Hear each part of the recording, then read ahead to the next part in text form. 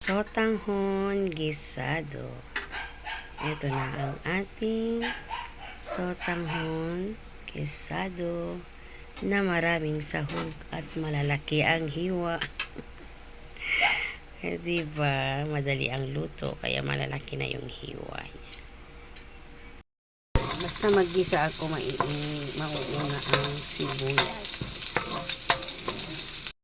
natin. Siyempre ang bawang. Bango-bango na. Sunod na natin ang manok. Diba? Dami namin sahog. Gisa-gisa lang natin. Imekos-mekos natin ang manok natin. Lagay tayo ng isang sachet na paminta at maglagay na rin ako ng konting betchin dyan. Hindi ako gumagamit ng magic sarap or cubes noon. Konting betchin lang. Maglagay tayo ng toyo.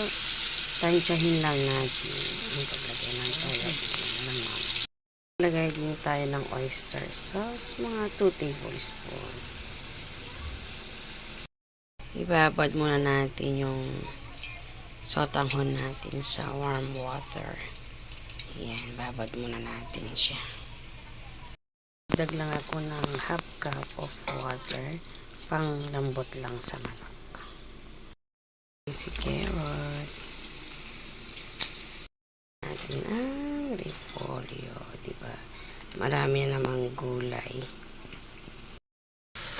Yan, tanggalin na natin para